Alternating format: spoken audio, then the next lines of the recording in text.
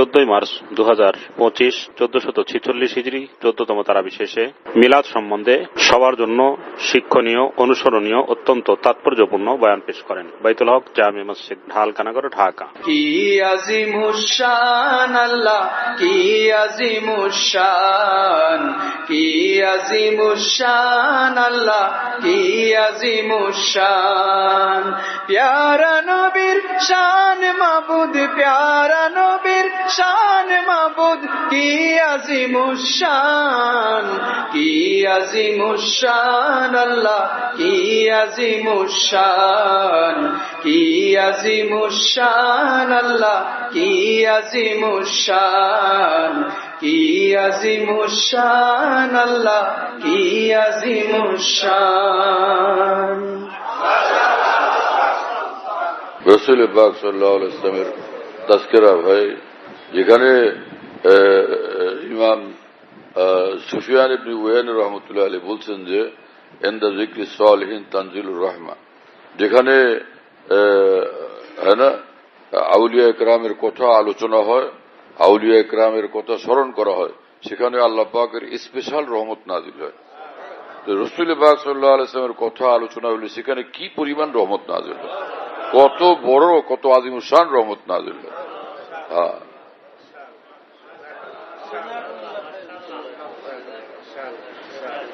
যেখানে রসুল আকরাম সাল্লাল্লাহু আলাইহি ওয়াসাল্লামের শানে আলোচনা হয়, যেইভাবেই হোক, চাই পদ্যে হোক, চাই গদ্যে হোক, পদ্যে হোক, তো সেখানে সে আলোচনা সেটা বহুতই নূরওয়ালা, এবং সেখানে খুব নূর নাজিল হয়, রহমত এবং বরকত নাজিল হয়।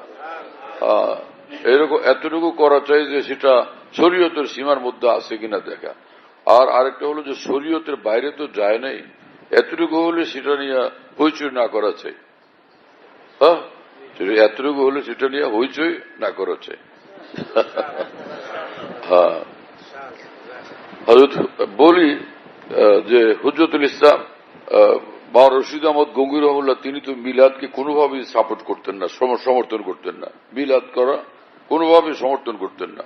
হাজী ইমদাদুল্লাহ মুহাজির মক্কি রহমতুল্লাহ আলাইহি মিলাদ শরীফ পড়তেন, এবং তাও কি মক্কা শরীফে। শুনি এই সাবজেক্ট লুকায় ছুপায় রাখলে ফায়দা কি? আমাদের দেশে এগুলো চলে তো, হ্যাঁ না? বিষয়টা পরিষ্কার থাকা ভালো না? তো হাজী ইমদাদুল্লাহ মুহাজির মক্কি রহমতুল্লাহ আলাইহি মিলাদ শরীফ পড়তেন। আমি যখন লালবাগ মাদ্রাসা থেকে ফারুক হলাম, আমার লালবাগের বড় উস্তাদ মুরব্বিয়ানে কেরাম তারা আমাকে ময়মনসিংহে পাঠাইছেন, জামিয়া আশরাফিয়া খাগড়ার মাদ্রাসা। ওইখানে যখন ছিলাম, তো ওখানে আমাদের মুফতি রশিদ আহমদ লুধিয়ানবী রহমতুল্লাহ, ওনার এক শিষ্য ছিলেন ওখানে নাজমে তালিমাত এবং প্রধান মুফতি আমাদের সেই জামিয়া আশরাফির হযরত মাওলানা মুফতি তাজুল ইসলাম সাহেব। তো উনি এক জায়গায় যাবেন, তো আমাদেরকে নিয়ে গেছেন। পরে উনি এই রাসূলুল্লাহ সাল্লাল্লাহু আলাইহি ওয়াসাল্লামের শানে অনেকগুলো কথা বললেন, রাসূল পাক সাল্লাল্লাহু আলাইহি ওয়াসাল্লামের খুব গুণগান বয়ান করলেন। আমরা বসে আছি, উনি বসে বসে আলোচনা করতেছেন, তো কথাবার্তা বলতেছেন। রাসূল আকরাম সাল্লাল্লাহু আলাইহি ওয়াসাল্লাম এরকম ছিলেন, এত সুন্দর ছিলেন, ওই সময় তার জন্ম হয়েছে, হ্যাঁ না, এত ওই বছর জন্ম হয়েছে, জন্মের সময় ঘটনাবলী হয়েছে ইত্যাদি, এগুলো সব বলতে থাকলেন। শুনলাম। পরে শেষ দিকে আয়েশা দুরূদ শরীফ পড়লেন, আতিল্লাহুম্মা কবরাহুল কারীম বিআরফিন শাযীম মিন সালাতি ওয়া তাসলিম পড়লেন। এতক্ষণ পরে বুঝলাম, উনি মিলাদ শরীফ পড়তেছেন। কি কথা বুঝেন না? ওই যে ওই এলাকার মানুষ ব্যাপকভাবে ওনার ভক্ত, ওই খাগড়হর যে ভীষণ ভাবে ওনার ভক্ত, ব্যাপকভাবে মানুষ ওনাকে মহব্বত করত। উনিও মানুষকে মহব্বত করতেন, খেদমত করতেন, তাদের যে নানান বিষয়ে সেবা দিতেন। তো যাই হোক, তো পরে আমি দেখলাম যে ভাই এইখানে তো শরীয়তের খেলাফ কোনো ঘটনা, কোনো বিষয়ই নেই। তো হাজী ইমদাদুল্লাহ মুহাজির মক্কি রহমতুল্লাহ আলাইহি তিনি এরকম করতেন যে মক্কা শরীফে একবার তিনি বললেন যে আমি এক জায়গায় মিলাদ শরীফ আছে, আমি যাই। তো মাওলানা রশিদ আহমদ গঙ্গুই রহমতুল্লাহ ছিলেন ওইখানে। তো মাওলানা গঙ্গুইর পীর তো শেখ, তো হযরত হাজী সাহেব রহমতুল্লাহ বললেন যে মৌলভী রশিদ, তুমি যাইবে আমার সাথে?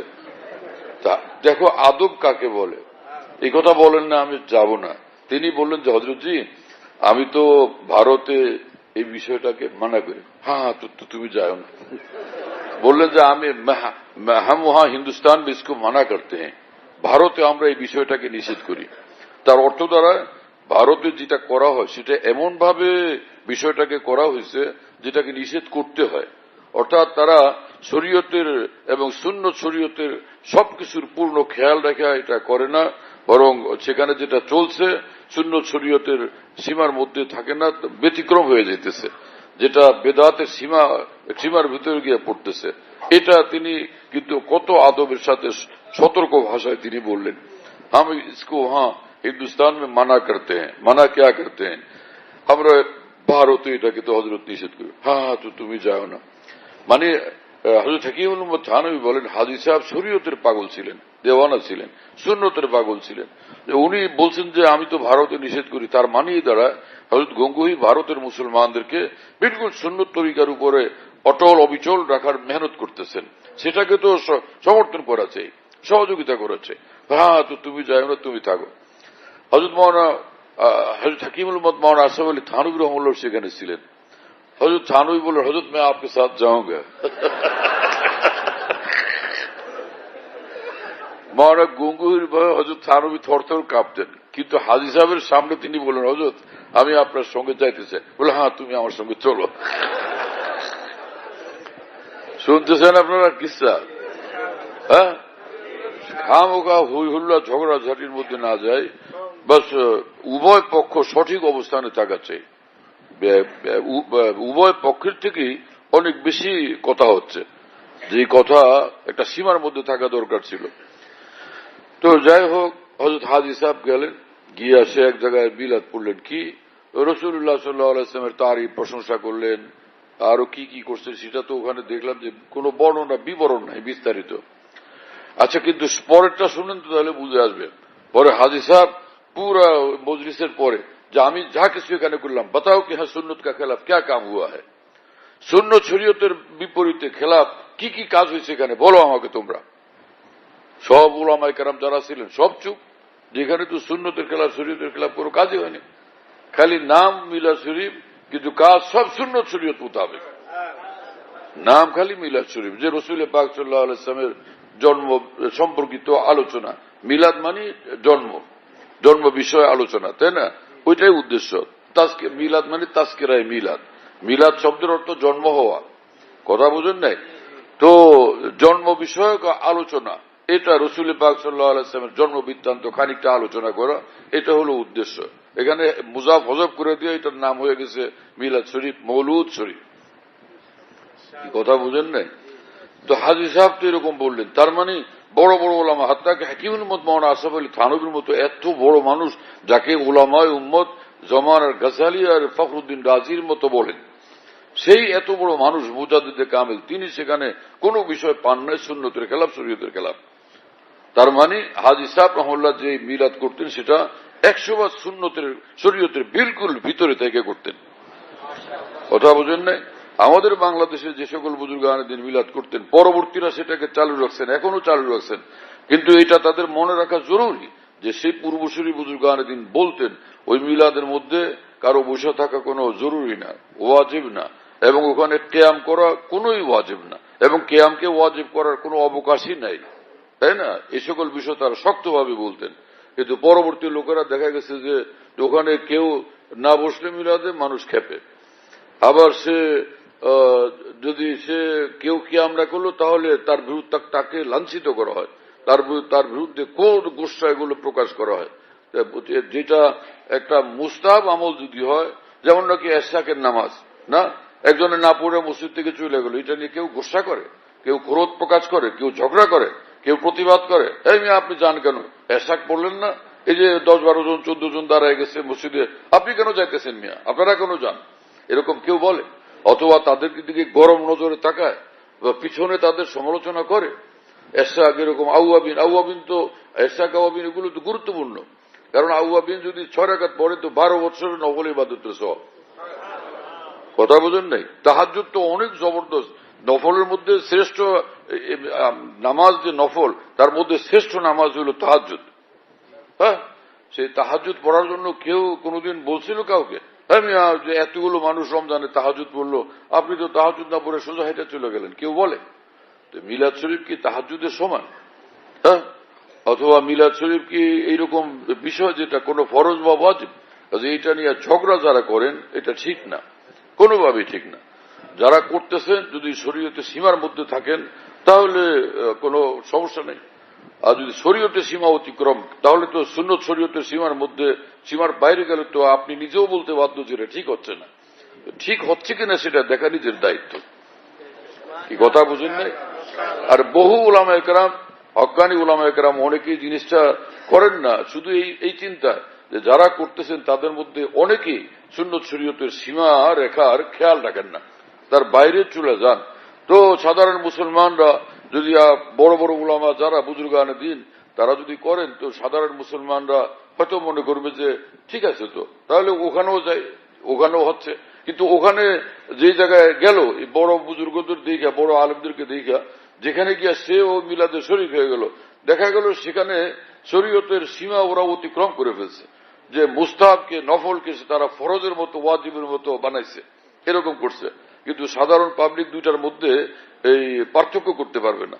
এই জন্য অনেক ওলামারা এহতিয়াত করেন যাতে করে মুসলমানরা সুন্নতের মধ্যে থাকে, এর বাইরে না যায়। কেন ওটা না করলে তো কালকে আমাদের কোনো জিজ্ঞেস করবেন না আল্লাহ তাআলা।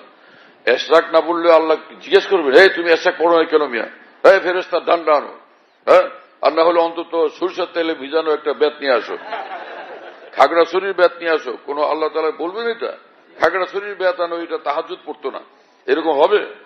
তাহলে মিলাদ যদি না পড়ে কালকে আমাদের আল্লাহ পাক কোনো ডান্ডা খুঁজবেন না বেত খুঁজবেন? খাগড়াছড়ির বেত না, সরিষার তেলে ভিজানো বেত না। কথা বোঝেন নাই? কি বলা, আরো যদি বলি তো আরো ঘটনা আছে।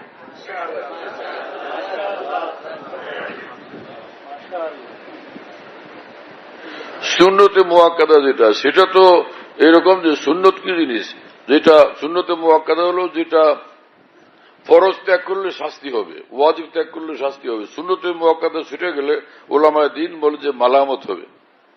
মালামতের কি বাংলা? হ্যাঁ, আরে ভাই বলো না, বলছো না তুই। এই জন্য আমি খামোকা জিজ্ঞেস করছি, মালামতের তরজমা আমি জানি না। শরীয়তের আন্দাজে, ফিকহি আন্দাজে এটা বলো যে কি বলতে হবে। এটা ডিকশনারির অনুবাদ শুরু করছে, কি বলা যায়? পাগল তোমরা। বহুত মুশকিল। মালামত করবেন যে হ্যাঁ তোরা আমার নবীর সুন্নত পড়িস নাই, কেন পড়িস নাই, তোরা কাজটা করলি কি?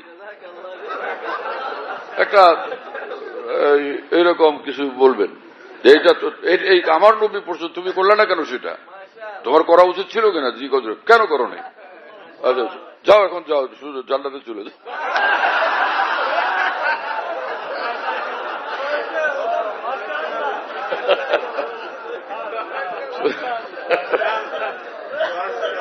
একটু খানিকটা কিছুটা রাগারাগি। তো সেই সুন্নতে মুআক্কাদাও কোনো এরকম না যে এটা ওয়াজিব, এটা ওয়াজিব না। সুন্নতে মুআক্কাদা যেটা ছাড়াই যাবে না। ফজরের নামাজের 2 রাকাত সুন্নত এত দামি যে রাকাতাল ফজরি খায়রুম মিনাদ দুনিয়া ওয়া মা ফিহা। হ্যাঁ, ফজরের 2 রাকাত নামাজ সে দুনিয়া, সমস্ত পৃথিবী এবং পৃথিবীর মধ্যে যা আছে এর থেকে বেশি দামি। এই কথা বুঝেন নাই? 2 রাকাত ফজরের সুন্নত, এটা কি বাদ দেওয়া যাবে? হানাফি মযহাবের ফুকাহাদের কেউ কেউ এটাকে ওয়াজিব বলছেন, এবং অন্যান্য মযহাবে তারা যে সুন্নত আছে না আমাদের 5 ওয়াক্ত নামাজে যেগুলো মুআক্কাদা, অন্যান্য নামাজে এগুলি মুআক্কাদা না, তাদের এগুলা নফল, পড়লে ঠিক আছে, না পড়লে সমস্যা নেই। কিন্তু অন্যান্য মযহাবেও ফজরের সুন্নত 2 রাকাত মুআক্কাদা, এটাকে তারা ছাড়েন না, এটা পড়ে। কথা বুঝেন নাই? ফজরের সুন্নত পড়েন, এইরকম গুরুত্বপূর্ণ সুন্নত ফজরের সুন্নত 2 রাকাত মুআক্কাদা। হ্যাঁ, তো সুন্নত মুআক্কাদা যেটা, সেটার মামলা এরকম যে মালামত হবে। মালামত কি এটা এখন ঠিক করো, এটার বাংলা মূলা হঠাৎ করে বাংলা একটা বলে ফেলো না। অনুবাদ শরীয়তের ভাষার ওজন এবং সীমা, এটাকে চতুর্দিক থেকে এটাকে রক্ষা করা জরুরি। একটা বলে দিলাম ভৎসনা করবে না কি করবে, সেইটা নিয়ে মানুষ হইচই শুরু করে দিবে। এক মৌলভী সাহেব রসুল্লাহ সাল্লাহ আলাইসলামের সামনে বলছে কি কাউবয় ছিলেন, নাউজুবিল্লাহ। এটা কোনো কথা হলো? মিয়া এলেম কালাম শিখো, শরীয়তের এক একটা ভাষার এক একটা কথার ওজন তো শিখতে হবে, আদব তমিজ রক্ষা করতে হবে। এমন ভাষা কিভাবে ব্যবহার করলো এই মানুষ? কাউবয়, নাউজুবিল্লাহ, এটা কোনো ভাষা? হ্যাঁ, আল্লাহ তাআলা মাফ করেন। যে মানুষ কারো কাছে চাইতে থাকলে তাকে ভিক্ষুক বলে, যে ভাই আমাকে কিছু দেন। এখন সে এক ধনী মানুষ, সে বিদেশ গিয়া হাজার হাজার কোটি টাকার মালিক, বিদেশ গিয়া ওখানে ডাকাতি ধরে তার সব নিয়ে গেছে। পরে বিপদে পড়ে এখন খাওয়ারও কোনো পয়সা করি নাই, ক্ষুধার একদম মানে মরবে এরকম অবস্থা। পরে ডাক্তার ফজলুল ইসলামকে পায় বলল যে স্যার আমার তো অবস্থা এই, তো আপনি আমার একটু সাহায্য করেন, আমার রক্ষা করেন, আমার সাহায্য করেন। উনি পকেট থেকে 10,000 টাকা বাইর করে দিলেন যে নেন নেন, এইরকম বিপদ, ইয়া আল্লাহ, এরকম ঘটনা আপনার মতো মানুষের। এই লোকটা চাইলো কিনা? ডাক্তার সাহেবের কাছে চাইছে না? হ্যাঁ, চাইছে তো। এখন সেই লোকটাকে বলতে হবে যে ইনিও ভিক্ষুকদের একজন, এটা বলা যাবে? কি আশ্চর্য মানুষ! একজনের পেশা রাখালের পেশা, আর একজন সে আল্লাহ পাকের নির্দেশ পালনার্থে তিনি এরকম মেষ চড়াইছেন, তো ইনিও কি রাখাল?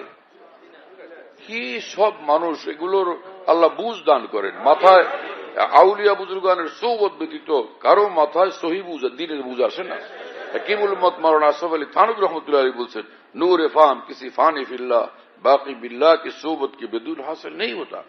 দিনের নূরওয়ালা বুঝ, কোরআন সুন্নাহর নূরওয়ালা বুঝ, সহি বুঝ আসে না যতক্ষণ পর্যন্ত কামেলিনের, আউলিয়া কামেলিনের সৌবতে মানুষ উঠা বসা না করে, সেখান থেকে নিজেকে না গড়ে, নিজের তরবিয়ত অর্জন না করে, ততক্ষণ পর্যন্ত কারো মাথা ঠিক হয় না। কথা বুঝুন না? হাকিমুল উম্মত মাওলানা আশরাফ আলী থানভীর মতো এত বড় আলেম, হুজ্জাতুল ইসলাম মাওলানা কাসেম নানতুবির মতো এত বড় আলেম, মাওলানা রশিদ আহমদ গঙ্গুইর মতো এত বড় আলেম, হযরত মাওলানা খলিল আহমদ সাহারানপুরের মতো এত বড় আলেম, শাইখুল হিন্দ মাওলানা মাহমুদ হাসান দেওবন্দের মতো এত বড় আলেম, আরো আগে চলেন শাহ আব্দুল আজিজ দেহলভির মতো এত বড় মুহাদ্দিস, ফকিহ এবং আলেম, এবং ইমাম শাহরুল্লাহ মুহাদ্দিস দেহলভির মতো এত বড় আলেম, তাদেরও নিজের শায়েখ দরকার হয়েছে। কোন কামেল আল্লাহওয়ালার কাছে চাইতে হয়েছে নিজের তরবিয়ত লাভের জন্য, জীবনটাকে আল্লাহমুখী করার জন্য, আল্লাহওয়ালা বানানোর জন্য। তোমার আমার মেয়ে কয়শটা কেলিম আছে, এইরকম সীমা লঙ্ঘনমূলক কথা বের হয়, আদবের বাইরে কথা তুমি ইচ্ছা করে বলছো, এটা কোন মনে হয় না। তুমি বেয়াদবির তোমার মানসিকতা নাই, কিন্তু তোমার মুখ থেকে এই শব্দ বের হয়েছে যেহেতু তুমি কোন কামেল আল্লাহওয়ালার হাতে তোমার তরবিয়ত হয়নি, সেজন্য তোমার অ্যাক্সিডেন্ট হয়ে গেছে। বোঝা গেল অ্যাক্সিডেন্ট মুক্ত জিন্দেগি বানাইতে হলে কোন কামেল আল্লাহওয়ালার সোহবত, আল্লাহর কসম জরুরি।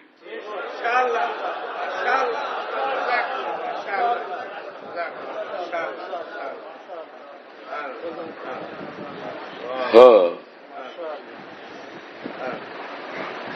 কি বলতেছিলাম ভাই, তো কোথায় কি মহাবলা? হ্যাঁ, মিলাদের বিষয় ছিল। হ্যাঁ হ্যাঁ, মালামত তো গেল।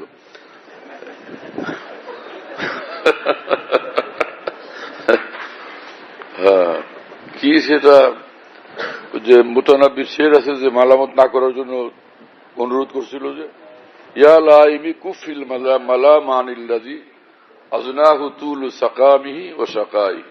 ইয়া লাইমি, হে আমার মালামতকারী এবং তিরস্কারকারীরা, তোমরা আমাকে তিরস্কার করো না। ইয়া লাইমি কুফিল মালামানিল্লাযী আযনাহু তুলু সাকামি ওয়া শাকাই। দীর্ঘদিন ভালোবাসার এই রোগে আমি আক্রান্ত এবং আমার ভীষণ দুর্দশাগ্রস্ত, এইরকম লোকের ব্যাপারে তিরস্কার করা থেকে তোমাদেরকে বিরত থাকার জন্য অনুরোধ জানাচ্ছি। আজকাল কিছু মৌলভী সাহেব তারা আদব বিভাগ খুলছে, আরবি সাহিত্য শিক্ষা দেন ডাইরেক্ট, যে উর্দু টুর্দু বাদ দিয়ে সোজা ওনারা আরবিতে গেছেন। ভারত উপমহাদেশের সমস্ত ওলামায়ে দ্বীন, হুজ্জাতুল ইসলাম মাওলানা কাসেম নানতুবি, মাওলানা রশিদ আহমদ গঙ্গুই, শাইখুল হিন্দ মাওলানা মাহমুদ হাসান দেওবন্দি, মাওলানা ইয়াকুব নানতুবি, মাওলানা খলিল আহমদ সাহারানপুরি, আল্লামা সাব্বির আহমদ উসমানী, মাওলানা আল্লামা জাফর আহমদ উসমানী, শাইখুল ইসলাম মাওলানা হোসেন আহমদ মাদানী রাহিমাহুল্লাহ তাআলা, সব আকাবের দিন। তাদের জীবনী খুললেই দেখবেন প্রথমেই তারা নিজের ভাষায় উর্দুতে কিছু শিখছেন, এরপরে ফার্সি শিখছেন। তো ফার্সি শিখলেন কেন? ভারতের মাতৃভাষা কি ফার্সি? তো তারা ডাইরেক্ট আরবি কেন শুরু করলেন না? এই কারণে যে সমগ্র ভারত উপমহাদেশ জুড়ে যে তমাম আকাবের দিন যে দিনের চর্চা করছেন, কোরআন সুন্নাহর চর্চা করছেন, ইলমে দিনের চর্চা করছেন, সেটা চর্চা করছেন তারা ফার্সি ভাষাতে, উর্দু ভাষাতে ব্যাপকভাবে, এবং সে ফার্সিতে উর্দুতে সেটা সুসংরক্ষিত, কমপ্লিট ভাবে সংরক্ষিত হয়ে আছে। কথা বোঝেন নাই? সেই সোনা চাঁদি যদি বাংলাদেশে থাকে সেটা দামি, সেটা ভারতে থাকলে এটা ভারতে থাকলো কেন, তাহলে এটা দামি না, এটার কোনো মূল্য নেই, এরকম কি বলা যাবে? কোরআন সুন্নাহর ইলম যেখানে আছে, যেই ভাষাতে আছে সেটা গুরুত্বপূর্ণ। তো উর্দু ভাষাতে ভারত উপমহাদেশে, ভারতের যে আকাবের উলামায়ে দ্বীন ছিলেন, হ্যাঁ না, বড় বড় উলামায়ে দ্বীন ভারত উপমহাদেশে, তো তাদের ভাষা ছিল উর্দু, সেই উর্দুর ভিতরে সে ইলম সংরক্ষিত। আর এক সময় রাষ্ট্রীয় ভাষাও ছিল ফার্সি, যে ব্যাপকভাবে ফার্সির চর্চা হয়েছে উপমহাদেশ ব্যাপী, এবং বরং এর বাইরে বহু দেশ পর্যন্ত। কথা বুঝতেছেন প্রিয় বন্ধুরা? ইরান, তুরান, তামাম সব আফগানিস্তান, সব অঞ্চলে ব্যাপকভাবে ফার্সি আর ফার্সি ছিল। মাওয়ারন নহর ওদিকে যে সকল উলামায়ে দ্বীন আরবিতে দিন চর্চা করতেন, তারা নিজের কিতাবাদি, এমনকি ফিকহ ফাতাওয়ার কিতাবের মধ্যে পর্যন্ত ফার্সি কথাগুলো উল্লেখ করছেন। এই কারণে ব্যাপকভাবে অঞ্চলে ফার্সি ভাষার মানুষ ছিল। কথা বুঝুন নাই? তো শরীয়তের ক্ষেত্রে এই ধরনের ফার্সি ভাষা যদি কেউ বিবিরে বলল, এতে তার তালাক হবে কি হবে না, সেটা আবার আরবি কিতাব, ফতোয়ার কিতাবে উল্লেখ করা হয়েছে। কি কথা বুঝুন নাই? তো সেই ভাষা বাদ দিয়ে ডাইরেক্ট আরবি শেখা শুরু করছে। আর এই সকল লোকদের মধ্যে কিছু লোককে বলতে শুনি যে মাকামাতে হারিরি কোনো আদবের কিতাবই না, এবং সে দেওয়ানে মোতানাব্বি এটাও কোনো আদবের আরবি সাহিত্যের কিতাব না, আরবি আদব কিতাব না। কথাবার্তা বলতে একটু চিন্তা ভাবনা করে কথা বলেন। এইরকম বেলাগাম কথা কেন বলেন? দারুন দেওবন্দে মাকামাতে হারিরি এত আকাবের দিন যারা তারা পড়ছেন এবং পড়াইছেন, এই বড় বড় মানুষরা, শাইখুল মাওলানা মাহমুদ হাসান দেওবন্দির মতো মানুষরা, হ্যাঁ না, এবং শাইখুল আদব হযরত মাওলানা এজাজ আলী সাহেব রহমতুল্লাহ, শাইখুল ফিকহ ওয়াল আদব, তিনি মাকামাতে হারিরি সরা লিখছেন। এত বড় মানুষরা মাকামাতে হারিরি পড়ছেন এবং পড়াইছেন, দেওয়ানে মোতানাব্বি পড়ছেন এবং পড়াইছেন। আপনার আরবির কয় ছটাকের ইলম আছে ওই তাদের তুলনায়? আর আপনি ধারামসে বলে দিলেন যে এটা আরবি সাহিত্যের বই না, আরবি সাহিত্যের কোনো কিতাবই না। দারুল দেওবন্দের আকাবের দিন সব এই আপনার থেকেও বেখবর এবং বেসমজ লোক ছিলেন। আপনি যেই পরিমাণ বুঝছেন কোরআন সুন্নাহর দরদ এবং ইলম এবং বুঝ যতটা আপনার মধ্যে আছে, তাদের মধ্যে এর থেকে অনেক কম ছিল, যে আপনি তাদেরকে ছাড়ায় কথা বলতেছেন। আদবের মধ্যে থাকেন এবং আকাবের দিনের রাস্তার মধ্যে থাকেন গুমরাহি থেকে হেফাজতের জন্য। আকাবের দিনের আদবকে রক্ষা করবেন। তাফসিরে বয়ানুল কোরআনে হাকিমুল মুত তরজমা লিখছেন, সেটার ভুল ধরতেছেন এক মৌলভী সাহেব বাংলাদেশে, এক আলেম সেটার ভুল ধরতেছেন যে এটা ঠিক হয় নাই, অনেক উঁচু নিচে নাই বা তর্জমা করা হয়েছে। অথচ আমি দেখলাম যে সে একই তর্জমা, হামালাতু উম্মুহু, হ্যাঁ না, যে পেট মে রাখা, তো এইটা তর্জমা করছেন হযরত হাকিমুল উম্মত থানভী, আল্লামা সাব্বির আহমদ উসমানী, হযরত মুফতি শফি সাহেব, এবং এমনকি সে একদম পূর্বে গিয়া হযরত মাওলানা হযরত কি আব্দুল কাদের দেহলভী রহমতুল্লাহ আলী, যার সম্পর্কে উলামায়ে দ্বীন বলতেন যে উর্দুতে কোরআন নাজিল হইতে, তো কোরআন যদি নাজিল হইতো তো শাহ আব্দুল কাদের দেহলভী রহমতুল্লাহর তর্জমার ভাষায় নাজিল হইতো। তার কিতাবের মধ্যে একই তর্জমা, আর আপনি চট করে এরকম এত আকাবের দিনের উপর হাত দিলেন কিভাবে? এই তর্জমা নিচে নেমা, তাহজিব থেকে নিচে নেমা তর্জমা করা হয়েছে, এটা মামুলি কথা? কত সিরিয়াস আঘাত তাদের উপরে। এত বেশি নিজের এলিম কালাম জাহির করার কি প্রয়োজন? এর থেকে বেশি যে ওই মানুষ ভালো, যে মানুষ মূর্খ থাকলো কিন্তু আলেমদেরকে দেখলে শ্রদ্ধা করে, আকাবের দিনের প্রতি শ্রদ্ধা করে, এবং রোজা নামাজ করে, হালাল হারাম মোতাবেক হালাল হারাম বিবেচনা করে চলে, এবং শরীয়তের ফরজ ওয়াজিব আদায় করে। আলেম না কিন্তু শরীয়ত মোতাবেক জিন্দেগি বানায়, আলেমদেরকে শুনে কিন্তু সব আলেমদেরকে সম্মান করে, শ্রদ্ধা করে। সেই অশিক্ষিত মানুষের মর্তবা বেশি। ওই মানুষের থেকে যে আকাবের দিনের আদবের কোনো পরোয়া করে না।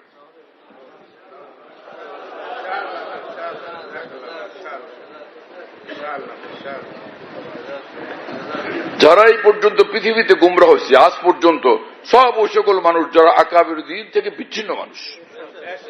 যতগুলো গুমরাহ মানুষ পৃথিবীতে ছিল এবং আছে, এবং যাদের চিন্তাধারা এখন পর্যন্ত চালু আছে, হ্যাঁ না, ইসলামের নামে, তো ওই সব মানুষ তারা, অথচ সেখানে দিনের খেলাফ জিনিস, হ্যাঁ না, দিনের খেলাফ জিনিস। এই সব মানুষ হলো, সব এই ধারা হলো ওই ধারা যেটা আকাবের দিন থেকে বিচ্ছিন্ন।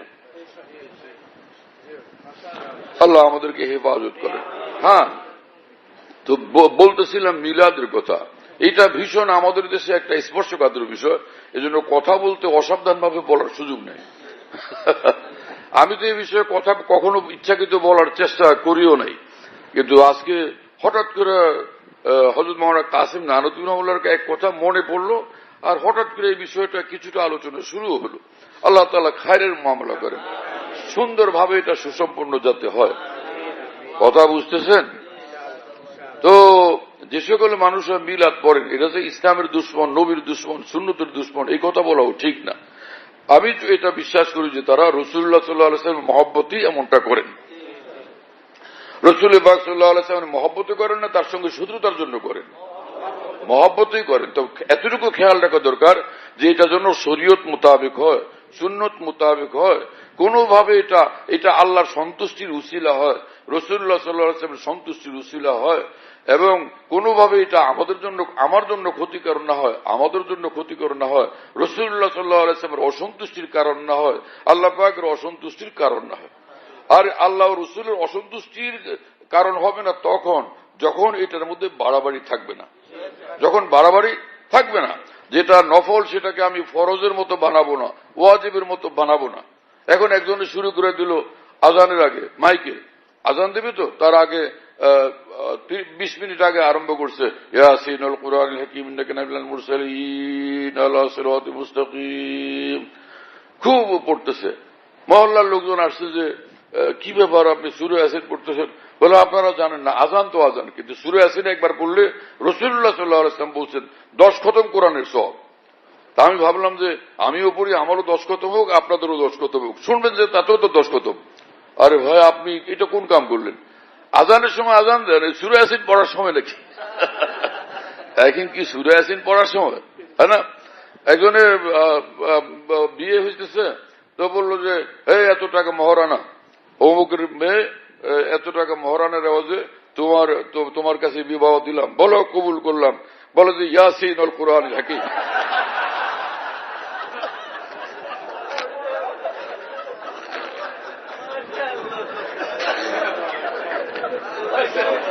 অথবা সে বলে উঠলো জার রহমান আল্লামাল কোরআন খালাকাল ইনসান আল্লামাহুল বায়ান। আরে ভাই, এটা কি মামলা? কবুল করলাম বলো আর রহমান আল্লামাল কোরআন খালাকাল ইনসান আল্লামাহুল বায়ান। আরে ভাই, এটা এখন তো কবুল করবা এই সময়, এই তুমি আরেকটা শুরু করছো কেন? কি কথা বুঝেন নাই? তার মানে হলো যে আজানের সময় হযরত বিলাল রাদিয়াল্লাহু তাআলা আল্লাহু আকবার আল্লাহু আকবার বলে আজান শুরু করতেন, এর শুরুতে আর কিছু ছিল না। কি কথা বুঝেন নাই? তো সে রাসূলুল্লাহ সাল্লাল্লাহু আলাইহি ওয়াসাল্লামের সমগ্র জীবনে এইভাবে আজান হয়েছে। হযরত বিলাল রাদিয়াল্লাহু আনহু আজান দিচ্ছেন, আবু মাহযুরা রাদিয়াল্লাহু তাআলা আজান দিচ্ছেন, আর যে সে যায়েদ ইবনে আব্দুর রাব্বি, কি ওই যে সাহাবী আহমাজার আব্দুল্লাহ ইবনে উম্মে মাকতুম রাদিয়াল্লাহু আনহু এত আজান দিচ্ছেন। তা আজান তো শুরুই করছেন আল্লাহু আকবার দিয়া। তা আমাদের আল্লাহ রাসূল সাল্লাল্লাহু আলাইহি ওয়াসাল্লাম যেটা দিয়া শুরু করাইছেন তার নিজের সামনে, সেটা আমাদের করতে হবে, তো সুন্নত মোতাবেক হবে। এটার মধ্যে আবার যদি আমরা কিছু যোগ করে ফেলি, যা আগে সূরা ইয়াসিন পড়ে নি, বা আর রহমান, সূরা আর রহমান কত সুন্দর সূরা, এটা পড়ে নি, আর না হলে কমপক্ষে 3 বার কুল হুয়াল্লাহু শরীফ পড়ে নি। এই মুয়াজ্জিন সাহেব কি খবর, বলে না 3 বার কুল হুয়াল্লাহু শরীফের অনেক ফজিলত, সেটা আমি করতেছি। আরে ভাই, আজানের সময় আজানই দেন। কি কথা বুঝেন না? কি আর বলা।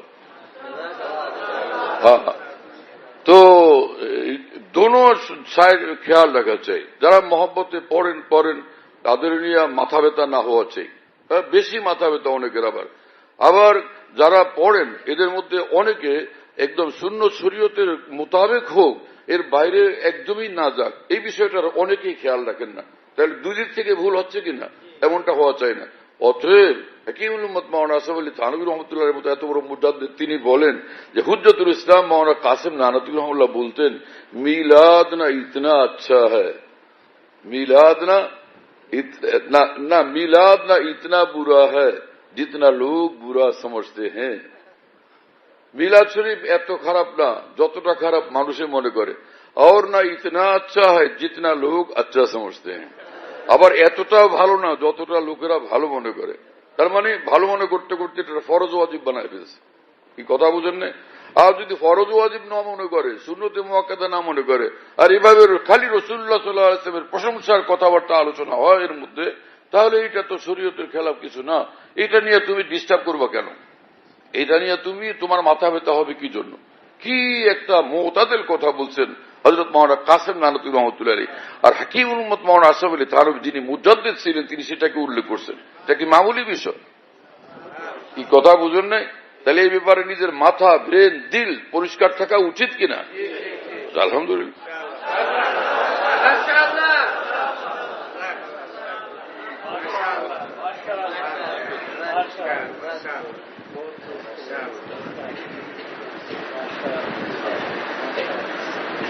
আমি চেষ্টা করছি যে অত্যন্ত সতর্কভাবে, সচেতনভাবে, সাবধানে, সংযতভাবে বিষয়টা নিয়ে আগে যাওয়ার জন্য। কারণ একদমই পাশাপাশি মুখোমুখি দুইটা মত, তো সেজন্য এখানে কথা বলার জন্য অনেক বেশি সাবধানতা, সতর্কতা দরকার ছিল। আর সর্বোচ্চ দরকার ছিল শরীয়তের উসুলের উপরে অটল থেকে কথা বলা এবং ফোকাহে উম্মতের ফিকহি সিদ্ধান্তের আলোকেই শুধু কথা বলা। বড় ভারী দায়িত্ব, কর্তব্য ছিল এবং সার্বিক পরিস্থিতির কারণে বিষয়টা স্পর্শকাতর ছিল। আল্লাহ পাক এর মধ্যে কিছু কথা বলার তৌফিক দিলেন।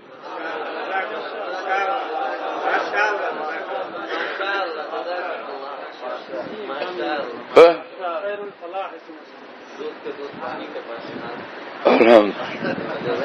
আলহামদুলিল্লাহ, আলহামদুলিল্লাহ। যেখানে মিলাদ শরীফ পড়ে মানুষে, আমি ওখানে বসি না, সেখানে আমার বসার অভ্যাস নাই, এই হলো অর্থ। সেখানে আমার বসার অভ্যাস নাই, সেখানে আমি বসি না, থাকি না। কিন্তু যারা পড়ে তাদেরকে নিয়ে আমার কোনো মাথা ব্যথাও নেই, আলহামদুলিল্লাহ। খালি এতটুকু চাইব যে তারা যেন খেয়াল রাখেন যে জিনিসটা শরীয়তের মধ্যে হয়, শরীয়তের বাইরে না যায়। এই হাজারো আমল আছে, সেগুলো করি। কারো এটা মন চায় রাসূল সাল্লাল্লাহু আলাইহি ওয়াসাল্লামের মহব্বতে যদি এমনটা করে, তো সেটা যেন শরীয়তের বাইরে না যায়। তবে আমার এই সকল কথাবার্তা, এই বিষয়ে আমি যা কিছু বললাম মিলাদ সম্পর্কিত, আমাদের আকাবিরদের তাহকিক, যদি তাহকিকের সঙ্গে তাদের যে ব্যাখ্যা বিশ্লেষণ, সেটার সঙ্গে আমার কোনো কথার কোনো এক অংশও যদি সাংঘর্ষিক হয়, সেটা একদম নিশ্চিত পরিত্যাজ্য। আকাবিরদের কথার খেলাফ কোনো কিছু কোনোভাবে গ্রহণযোগ্য না। পরিষ্কার কথা একদম। আমি 1000 বললো সেটা যেটা আকাবির দিনের তাহকিকের খেলাফ, সেটা 1000 বারই ভুল, 1000 বারই সেটা পরিত্যাজ্য। আকাবিরের তাহকিকের বাইরে দিনের কোনো ব্যাখ্যা সঠিক না। কথা বুঝতেছেন? উম্মতকে এরা এই উসুলের উপরে উঠানো লাগবে, আর নাহলে সব দিনের খেদমত গুমরাহির কাজ হয়ে যাবে। আকাবিরের দিনের ব্যাখ্যা, এটার উপরে যদি নিজেরা না চলি আর উম্মতকে না উঠাই, তো দিনের যত লাইনের যত খেদমত সবটা গুমরাহিতে পরিণত হবে, নিঃসন্দেহ, এবং হচ্ছেও তাই। দেখো, সে মিলাদ সম্পর্কে আমি একটা কথা বলি। আমার নিজের অবস্থানটাকে আমি পরিষ্কার করতে চাই। সেটা হলো মিলাদ শরীফ সম্পর্কে আমার অবস্থান হলো, হুজ্জতুল ইসলাম মাওলানা কাসেম নানতুল্লাহ রহমাতুল্লাহ যেটা বলছেন, থিওরিটিক্যাল ভাবে আমি সেটাকেই সমর্থন করি। থিওরিটিক্যাল ভাবে আমি সেটাকেই সমর্থন করি যে মিলাদ না ইতনা বুরা है जितना लोग बुरा समझते हैं और ना इतना अच्छा है जितना लोग अच्छा समझते हैं। এটা হলো আমার থিওরিটিক্যাল ভাবে আমার বিশ্বাস, না আমার অবস্থান। কিন্তু প্র্যাকটিক্যাল ভাবে যে মুসলমানরা এটা করতে গিয়া শরীয়তের সুন্নতের খেলাফ কিছু করে ফেলে কিনা, এই ভয়ে আমি হযরত মাওলানা আমলি জিন্দেগিতে হযরত মাওলানা রশিদ আহমদ গঙ্গুই রহমাতুল্লাহর সাথে আছি। আল্লাহ তাআলা শুকর যে এই বিষয়টা সম্পর্কে আমার অবস্থান পরিষ্কার করার সুযোগ হয়েছে। আমি চিন্তিত ছিলাম যে আমাদের আকাবির দিনের তাহকিকাতের খেলাফ কিছু না, যত কিঞ্চিত এক ভালো পরিমাণও না হয়ে গেল, চিন্তিত ছিলাম। অথবা আমি বুঝাইতে গিয়া মানুষের হয়তো বুঝাইতে পারলাম না, আমার বুঝানোর ক্ষেত্রে কোনো ভুল হলো কিনা, সীমারেখা আমি রক্ষা করতে পারলাম না, এমনটা হলো কিনা, আমি খুব চিন্তিত ছিলাম এই মুহূর্তে। হঠাৎ দিলের মধ্যে আসলো এই কথা যে আলহামদুলিল্লাহ, যে আমি থিওরিটিক্যাল ভাবে হুজ্জতুল ইসলাম মাওলানা কাসেম নানতুল্লাহ রহমাতুল্লাহর যে কথা, যে বক্তব্য সেটাকে 100% সমর্থন করি। আর আমার আমলি জিন্দেগিতে হযরত ইমাম রব্বানী মাওলানা রশিদ আহমদ গঙ্গুই রহমতুল্লাহর যেটা অবস্থান আমি সেটাকে সমর্থন করি। আলহামদুলিল্লাহ রাব্বিল আলামিন।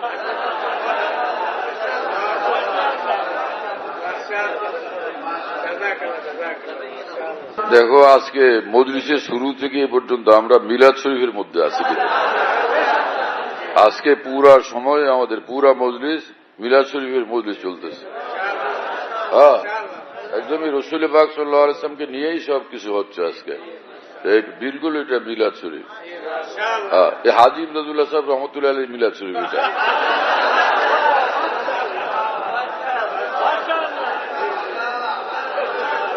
হ্যাঁ হ্যাঁ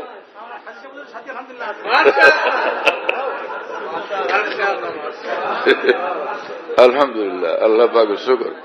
হ্যাঁ, আল্লাহুম্মা সাল্লি আলা প্রিয় মুহাম্মদ, আল্লাহুম্মা সাল্লি আলা কোরআনের আহমদ, আল্লাহুম্মা সাল্লি আলা কোরআনের আহমদ, কোরআনের আহমদ।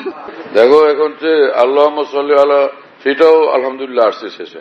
তো পুরা কামেল মিলাদ শরীফ হয়ে গেছে, কামেল মুকাম্মাল মিলাদ শরীফ হয়ে গেছে। রাসূল পাক সাল্লাল্লাহু আলাইহি ওয়াসাল্লামের গুণাবলীর বর্ণনা, তারিফ, প্রশংসা আর সঙ্গে আলহামদুলিল্লাহ দুরূদ শরীফ। এখন যারা মিলাদ শরীফ করেন তারা সবাই বলবে যে আলহামদুলিল্লাহ আজকে মিলাদ শরীফ পুরা হয়ে গেছে। আলহামদুলিল্লাহ, এই হলো হাজী ইমদাদুল্লাহ মুহাজির মক্কি রহমাতুল্লাহর মিলাদ শরীফ। খালাস মামলা, আলহামদুলিল্লাহ। শুনতেছ প্রিয় বন্ধুরা? বস ফের কি ঝামেলা, কি পরেশানি। করাচি থেকে যে ये भी कैसे पाकीज़ा मिलाद, पाकीज़ा मिलाद मुमताज साहब लिखছেন, অনেক ব্যক্তি লিখছেন। भाई हमने ये कह दिया कि थियोरिटिकल तौर पर हम हुज्जतुल इस्लाम मौलाना कासिम नानवी रहमतुल्लाह के साथ है और अमली जिंदगी में इमाम रब्बानी हजरत मौलाना रशीद अहमद गंगोई रहमतुल्लाह के साथ हैं। इस तरह दोनों बुजुर्गों के कौल और अमल में हमारे यानी एक तत्बीक हो गई। अल्हम्दुलिल्लाह तत्बीक हो गई, तत्बीक हसीन, तत्बीक हसीन, एक हसीन तत्बीक हो गई है, हसीन तत्बीक। अल्हम्दुलिल्लाह रब्बिल आलमीन। पूरा किस्सा खत्म। वाखिर दावाना अल्हम्दुलिल्लाह रब्बिल आलमीन व सल्लल्लाहु अलैहि वसल्लम। বহু জমানা থেকে স্পষ্ট অবস্থানে আছে। কঠিন, আল্লাহ পাকের তৌফিক হচ্ছে এইভাবে, তৌফিক এলাহি, কিচ্ছু না। তৌফিক এলাহি জবরদস্ত। তার মধ্যে এই মামলা বহুত শক্ত, কিন্তু এটা ক্লিয়ার করে বলা যাবে যে দুই বুজুর্গের দুই অবস্থান সেটা তাৎবিক হয়ে গেছে। আমাদের ঢালকানগর খানকাহের যেখানে আমি আছি, খানকা ইয়াদগারে হাকিমুল উম্মত, মনে রাখো, বলো খানকা ইয়াদগারে হাকিমুল উম্মত। হাকিমুল উম্মতের স্মৃতি এখানে, হাকিমুল উম্মতের কথাবার্তায় আলোচনা হয়। আলহামদুলিল্লাহ একটা নাম, কিন্তু তামাম আকাবের কথাই আলোচনা হইতে থাকে। আলহামদুলিল্লাহ বাইতুল হক জামে মসজিদ, ছাপড়া মসজিদ বলে, 5 তলা বিল্ডিং, ওটার নাম ছাপড়া মসজিদ। সেই পুরানো নাম এটা আছে। তো ছাপড়া মসজিদ, সেখানে মাসিক ইজতেমা হয় প্রত্যেক ইংরেজি মাসের দ্বিতীয় বৃহস্পতিবার। আসর থেকে শুরু হয়, রাত 10টা পর্যন্ত, 10:30 পর্যন্ত হয়। তো ওখানে শরীক হওয়ার জন্য চেষ্টা করবেন ইনশাআল্লাহ। খানকা বিডি এই অ্যাপস, এটা খুলতে পারলে ওর মধ্যে বয়ান, কবিতা, বুকস ইত্যাদি সব একসঙ্গে পাওয়া যায়। ওই খানকা বিডি হলো এরকম, স্পেলিং হলো KHANQAH, এর সঙ্গে লাগালাগি বিডি, খানকা বিডি। এই অ্যাপসটা খুললে ওর ভিতরে বয়ানগুলো পাওয়া যায়। এটা ডাইরেক্ট শোনা যায় কি, এবং ডাইরেক্ট শোনা যায়। হযরতুল্লাহ দামাত বারাকাতুহুর বয়ান, যেখানে বয়ান করেন, সব বয়ান নেটের মাধ্যমে, টেলিগ্রামের মাধ্যমে পাওয়া যাচ্ছে। হযরতুল্লাহ দামাত বারাকাতুহু যখন বয়ান করেন, বয়ানটা আমরা দেশ বিদেশ থেকে, দুনিয়ার যে কোনো জায়গা থেকে আমরা পেতে পারি। এই জন্য মুফতি শহীদুল ইসলাম হুজুরের নম্বরে যোগাযোগ করবেন, 01715 80 18 69। 80 18 69 01715 80 18 69 বাহ যাতে মনে থাকবে ইনশাল্লাহ সবার।